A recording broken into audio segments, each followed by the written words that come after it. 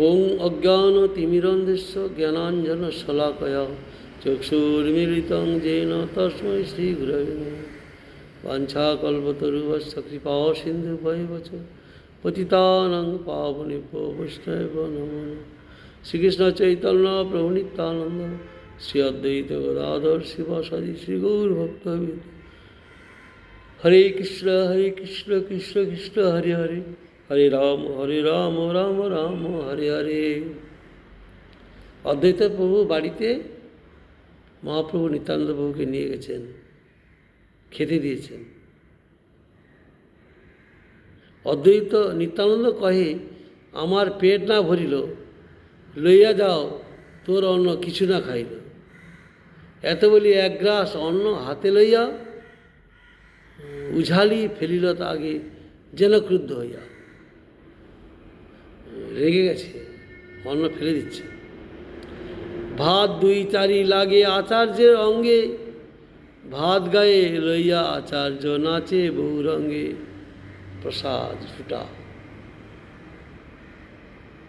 বিকার এসে গেছে, আনন্দে নৃত্য করছেন, ছড়াছেন নিত্যানন্দ। অদ্বৈতের গায়ে দু চারটা লেগেছে। অবধূতে ঝুটা লাগিল মোর অঙ্গে, পরম পবিত্র মোরে কইল এই ঢঙ্গে। অবধূতে ঝুটা, অবধূত হচ্ছে পরমংশ আচার লীলাকারী ও নিত্যানন্দ অন্ন ছড়াইয়া পাগলামি দেখাবার ছলনা করিলেও তাহার উচ্ছিষ্ট স্পর্শে আমি অভক্ত স্মার্ত সমাজ বিধি অনুসারে অপবিত্র বা অশুদ্ধি হইবার পরিবর্তে বাস্তবিক পক্ষে পরম পবিত্র ও শুদ্ধ হইলাম।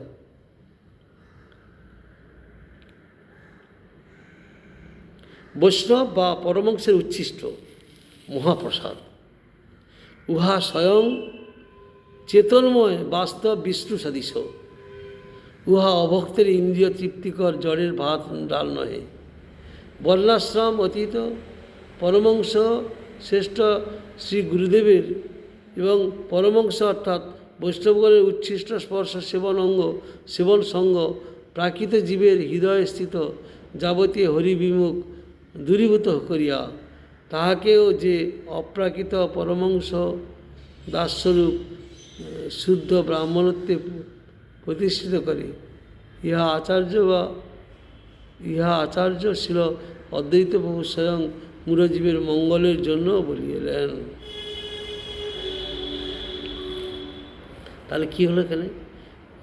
বৈষ্ণব বা পরমাংশের উচ্ছিষ্ট মহাপ্রসাদ, সৌহা স্বয়ং চেতনময় বাস্তব বিষ্ণু সদৃশ, ভগবান সদৃশ। মহাপ্রসাদ ভগবান সদৃশ, ভগবানের প্রসাদ, তার থেকে বৈষ্ণব গ্রহণ করে পেয়েছেন মহাপ্রসাদ। উহা অভক্তের ইন্দ্রিয় তৃপ্তি জড়ের ভাত নয়, ডাল নয়। এই জগতে যারা মানুষ ডাল ভাত খায় সেরকম ধরনের নয়। বর্ণাশ্রম অতীত পরমংশ শ্রেষ্ঠ শ্রী গুরুদেবের, বর্ণাশ্রম অতীত মানে গুরুদেব তিনি কোনো বর্ণের মধ্যে নেই। যেই ভজে সেই বড় অভক্ত ছাড়, কৃষ্ণ ভজনে নাই জাতিকুলাদি বিচার।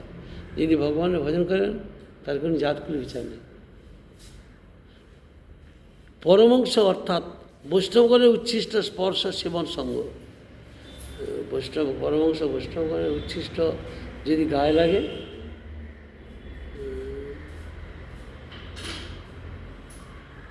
প্রাকৃত জীবের হৃদয়স্থিত যাবতীয় হরিবৈমুখ্য দূরীভূত করিয়া, প্রাকৃত জীবের মধ্যে যদি সেই মহাপ্রসাদটা স্পর্শ হয়, শরীরে লাগে, তাহলে যাবতীয় হরিবিমুখ্য দূরীভূত করিয়া, হরিবিমুখ, হরির প্রতি ভক্তি নাই, হরির প্রতি সেবা নাই, দর্শন নাই, যারা হরিবিমুখ ব্যক্তি তাদেরকে সেই হরিবিমুখতা দূরীভূত করিয়া তাহাকে যে অপ্রাকৃত পরমাংশ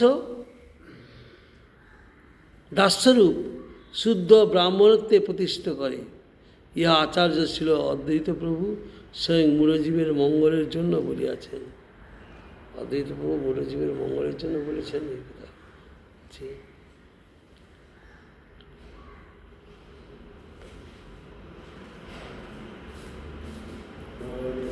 নিত্যানন্দ বলে, এই কৃষ্ণের প্রসাদ, ইহাকে ঝুটা করিলে কইলে অপরাধ। শতেক সন্ন্যাসী যদি করায় ভোজন, তবে এই অপরাধ হইবে খণ্ডন।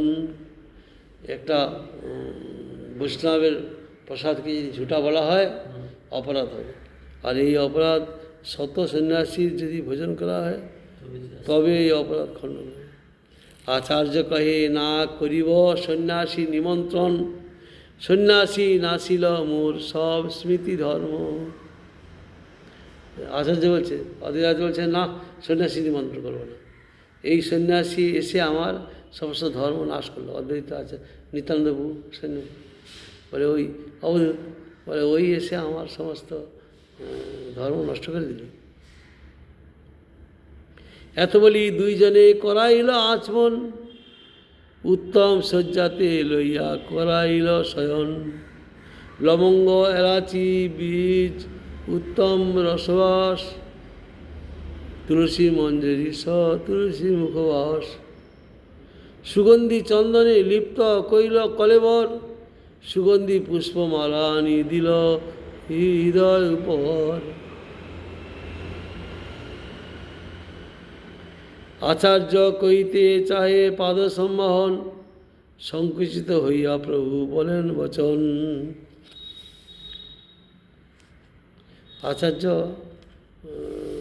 চরণ সেবা করতে চান, কিন্তু বলছেন মহাপ্রভু সংকুচিত হয়ে।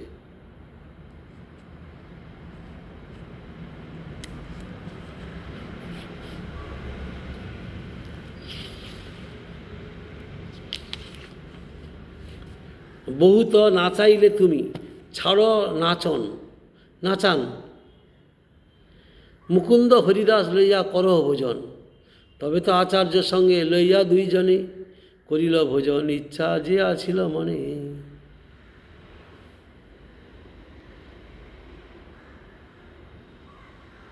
সন্ন্যাসীকে উত্তম শয্যা, লবঙ্গ এলাচি চন্দন পুষ্প মাল্যদান ও স্বয়ং অদ্বৈতের পাদসম্মান চেষ্টা দেখিয়া মহাপ্রভু বলিলেন, তুমি আমাকে অনেক নাচাইয়াছ, এক্ষণে নাচান বন্ধ করো।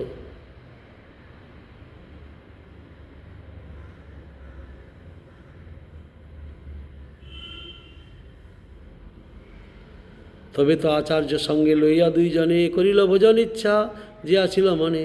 শান্তিপুরের লোক শুনি প্রভুর আগমন, দেখিতে আইলা লোক প্রভুর চরণ। শান্তিপুরে মহাপ্রভু এসেছেন, সব জানতে পেরে সব আসছেন দর্শন করার জন্য।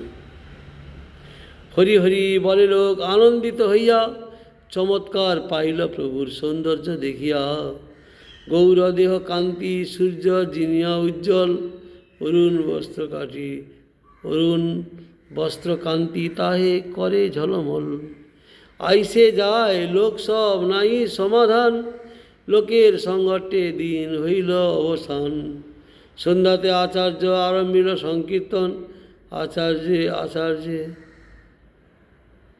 সন্ধ্যাতে আচার্য আরম্ভিল সংকীর্তন, আচার্য নাচে প্রভু করেন দর্শন। নিত্যানন্দ গোসাই বলে আচার্য ধরিয়া, হরিদাস পাছে নাচে হর্ষিত হইয়া।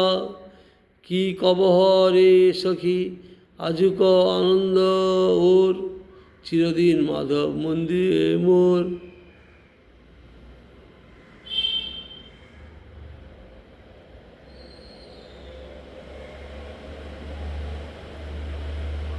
বিদ্যাপতি রচিত গীত। কি কবহরে সখী আজুক আনন্দ ওর, চিরদিন মাধব মন্দিরে মোর।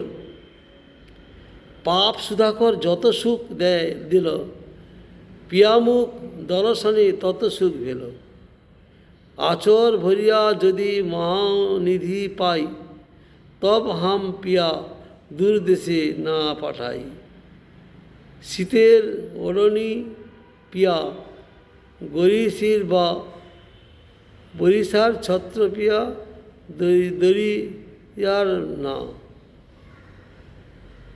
দরিয়ার না। ভনয়ে বিদ্যাপতি শুন বরণারি, সুজনক দুই দুঃখ দিবহ দুই চারি। ছিল রাধামোহন ঠাকুর পদামৃত সমুদ্রে এই গীতের প্রথম চারি পংক্তি উদ্ধার করেন নাই। কেউ কেউ মাধব শব্দে মাধবেন্দ্র পূর্ব থেকে লক্ষ্য করিয়া অদ্বৈতের গীত মনে করেন, কিন্তু উহা সঙ্গত নয়। মধুর বিগ্রহের পর সম্ভব অধিকতর সঙ্গতি জানিতে হইবে।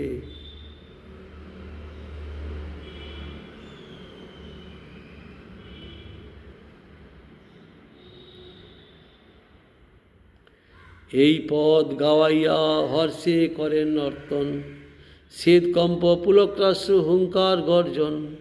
ফিরি ফিরি কবু প্রভুর ধরেন চরণ, চরণ ধরিয়া প্রভুরে বলেন বচন।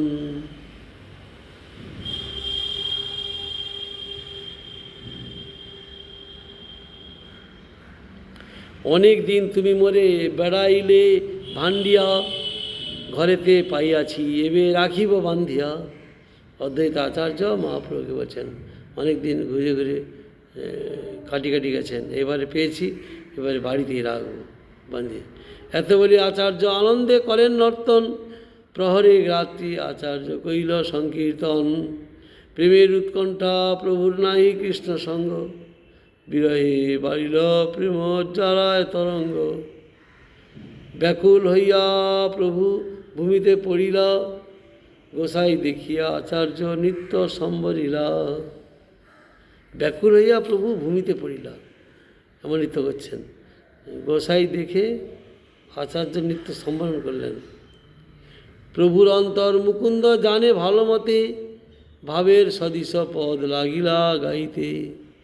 আচার্য উঠাইল প্রভুকে করিতে নর্তন, পদ শুনি প্রভুর অঙ্গে নাছায় ধারণ। অশ্রুকম্প পুলক শ্বেত গদগদ বচন, ক্ষণে উঠে ক্ষণে পড়ে ক্ষণে রোদন। হা হা প্রাণপ্রিয় সখী কি না হইল মোরে, কানু প্রেম বিষে মোর তনু মন জলে।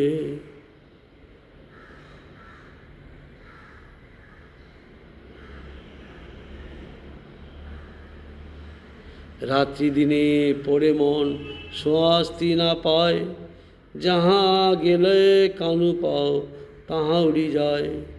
এই পদ গায় মুকুন্দ মধুর সুস্বরে, শুনিয়া প্রভুর চিত্ত হইল কাতরে।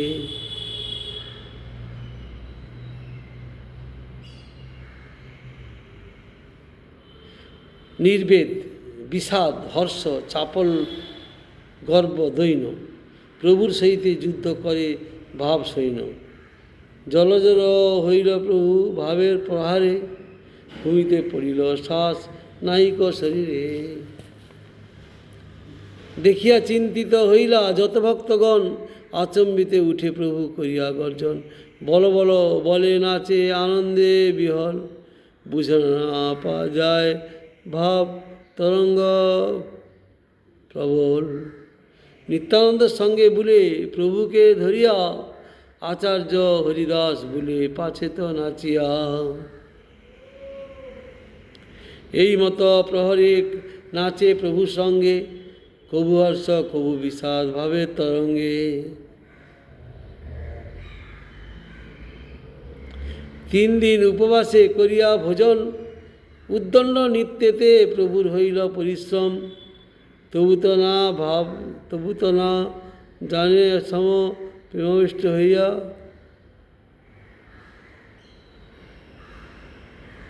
নিত্যানন্দ মহাপ্রভুকে রাখিল ধরিয়া, আচার্য গোসাই তবে রাখিল কীর্তন। নানা সেবা করি প্রভুকে করাইল শয়ন। এই মতো 10 দিন ভোজন কীর্তন, একরূপে করে প্রভু সেবন। আচার্যর ঘরে এইরূপে 10 দিন ভোজন কীর্তন করছেন। প্রভাতে আচার্য রত্ন দোলায় চড়াইয়া, ভক্তগণ সঙ্গে আইলা শচীমাতা লইয়া। নদিয়া নগরের লোক, স্ত্রী, বালক, বৃদ্ধ সব লোক আইল, হইল সংহট্ট সমৃদ্ধ। প্রাতকৃত্য করি করে নাম সংকীর্তন, শচীমাতা লইয়া আইলা অদ্বৈত ভবন। শচী আগে পড়িলা প্রভু দণ্ডবাদ হইয়া, বন্দিতে লাগিয়া শচী কোলে উঠাইলা। দোহার দর্শনে দুহে হইলা বিহল, কেশ না দেখিয়া শচী হইলা বিফল। অঙ্গ মুছে মুখ চুষে করে নিরীক্ষণ, দেখিতে না পায় অশ্রু ভরিল নয়ন। কান্দিয়া কহেন শচী বাছারে নিমাই, বিশ্বরূপ সমনা কহিও নিঠুরাই। সন্ন্যাসী হইয়া পুনঃ না দিল দর্শন, তুমি জয়ীছে কইলে মোর হইবে মরণ। কান্দিয়া বলেন প্রভু শুনো মোর বাই, তোমার শরীর এই মোর কিছু নাই। তোমার পালিত দেহ জন্ম তোমা হইতে, কোটি জন্মে তোমার ঋণ না পারি সরিতে। বাঞ্ছাকল্পতরুশ্চ কৃপা সিন্ধু ভয়বচ পতিতানাং পাবনেভ্যো বৈষ্ণবেভ্যো নমো নমঃ।